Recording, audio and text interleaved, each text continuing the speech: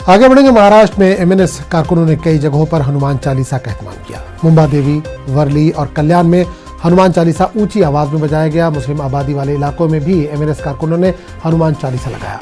महाराष्ट्र नवनिर्माण सेना के सरबराह राज ठाकरे ने धमकी दी है कि अगर हुकूमत ने मसाजिद के लाउड स्पीकर हटाने का जल्द ही कोई बंदोबस्त ना किया तो फिर पार्टी कारकुनान मसाजिद के सामने हनुमान चालीसा बजाएंगे। और इस पूरे मामले पर बात करने के लिए हम सीधे रुक करेंगे मुंबई के, जहां समानुमानते प्रशांत इस वक्त सीधे तौर पर जुड़े। प्रशांत, हनुमान चालीसा का जो जिक्र किया था महाराष्ट्र में एमएनएस सरबराह ने, और कल उन्होंने किया कि कुछ जगहों पर हनुमान चालीसा पढ़ा गया, तो क्या रिएक्शन इस चीज का आ रहा है लोगों का?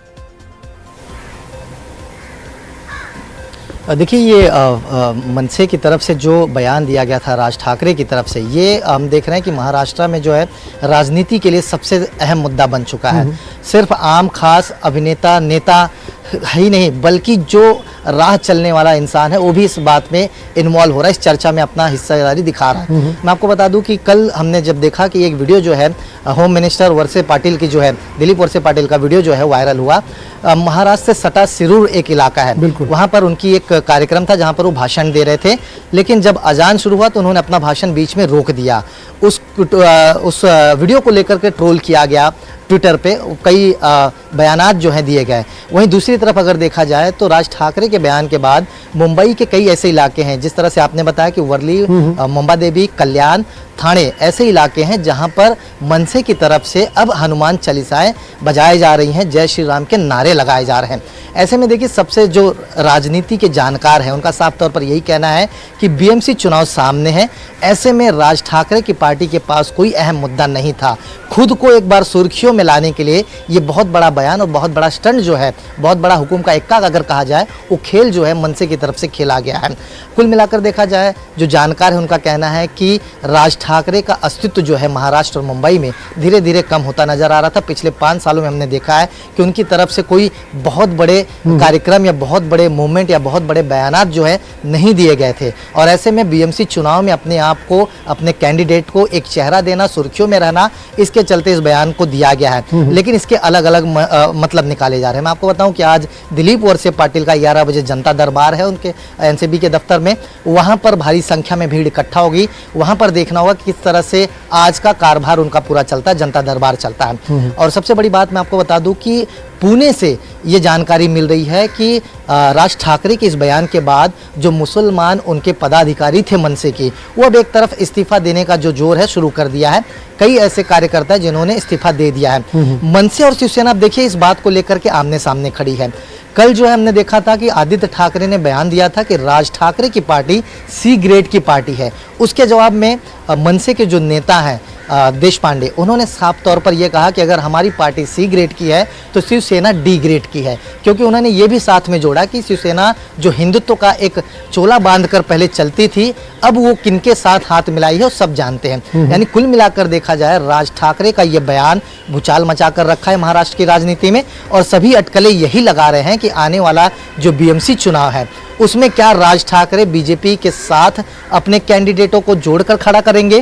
क्या राज ठाकरे और बीजेपी का चेहरा महाराष्ट्र में आने वाले दिनों में एक साथ देखने को मिलेगा? ये तमाम सवाल अब खड़े हो रहे हैं, क्योंकि हमने देखा कि नितिन गडकरी जो है वो खुद पिछले दिनों राज ठाकरे के निवास पे गए थे, उनके साथ मुलाकात भी हुई है। लेकिन अभी तक मनसे की तरफ से या बीजेपी की तरफ से कोई चीजें स्पष्ट नहीं की गई हैं। बिल्कुल, एक चीज ये भी जानना चाहेंगे कि हनुमान चालीसा का पाठ कई जगह पर किया गया, कुछ जगहों पर मस्जिद के बाहर भी किया, तो क्या कहीं पर तनाव की स्थिति देखने को मिली इस दौरान? देखिए, बहरहाल मुंबई और मुंबई से जो सटे इलाके हैं वहां पर तनाव की स्थिति कहीं देखने को नहीं मिली है। हमने पिछले दिनों देखा कि घाटकोपर इलाके में मनसे के कुछ कार्यकर्ता जो हैं हनुमान चालीसा जो है लगाए थे। फिर उसके बाद मुंबई पुलिस मौके पर पहुंच करके उनके जो साउंड से उनके जो बाजे थे उनको अपने कब्जे में ले लिया, नियंत्रण कर दिया पूरे वातावरण को। लेकिन अगर आने वाले दिनों में इसी तरह का स्टैंड रहा, क्योंकि जिस तरह से राज ठाकरे ने कहा है कि सरकार जल्द से जल्द अगर ये फैसले नहीं लेती है तो उनके कार्यकर्ता जो है मस्जिदों के बाहर जाकर के हनुमान चालीसा और जोरों से बजाने की प्रक्रिया को शुरू करेंगे। तो ऐसे में ये ज्यादा कयास लगाया जा रहा है, और मुंबई पुलिस ने हर चौराहे, हर नुक्कड़, हर मस्जिद के बाहर सुरक्षा जो है अमूमन तौर पर बढ़ा दी है, क्योंकि इन दिनों हम देख रहे हैं कि रमज़ान का महीना भी चल रहा है और दूसरी तरफ नवरात्रि भी चल रहा है। तो ऐसे में राजनीति को लेकर के या फिर जातिवाद को लेकर के किसी प्रकार की हंगामा और किसी प्रकार की दिक्कत मुंबई करो या नागरिकों को ना हो, इसका खासा ध्यान मुंबई पुलिस की तरफ से देखा जा रहा है। और यही वजह है कि अभी तक सारी सिचुएशन, सारी चीज़ें कंट्रोल में है, नियंत्रण में है। लेकिन आने वाले दिनों में क्या यही कंट्रोल, यही निरंतर रहेगा, ये सबसे बड़ा सवाल है। और मुंबई पुलिस और जवानों के लिए एक बड़ी चुनौती भी है कि आने वाले दिनों में उन्हें इसी तरह से शांति बरकरार रखनी होगी।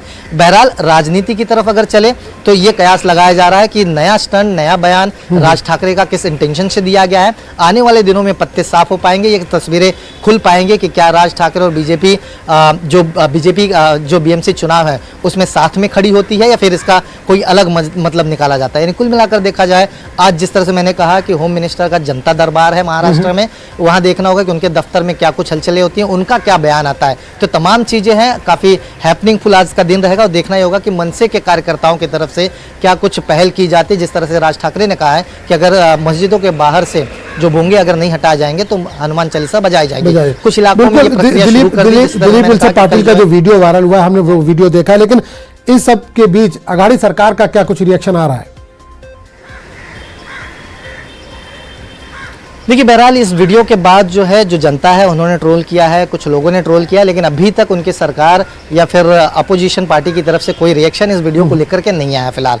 बहरहाल जिस तरह से मैंने कहा कि आज 11 बजे उनका जनता दरबार है, उस जनता दरबार में जरूर इस सवाल को उठाया जाएगा, इस वीडियो को जरूर ला करके चर्चा में रखा जाएगा। तो फिर देखना होगा कि दिलीप वलसे पाटिल की तरफ से क्या कुछ कहना होता है या फिर एनसीपी कांग्रेस की तरफ से क्या कहना होता है। और ऐसे में बीजेपी इस वीडियो को लेकर के, देखिए अभी शुरुआती दौर है, सवेरे के 9 बज रहे हैं, दफ्तर जो है अमूमन राजनीतिक पार्टियों के 10, साढ़े 10, 11 बजे के बाद खुलते हैं। तो ऐसे में देखना होगा कि इन सारी चर्चाओं पर के विरोधी पक्ष क्या कुछ कहता है और महाविकास आघाड़ी क्या कहता है। ये कुछ समय बाद तस्वीरें साफ हो पाएंगी। बिल्कुल प्रशांत, नजर बनाए रखिए, आपके पास दोबारा लौटेंगे। फिलहाल इस तमाम जानकारी का बहुत बहुत शुक्रिया।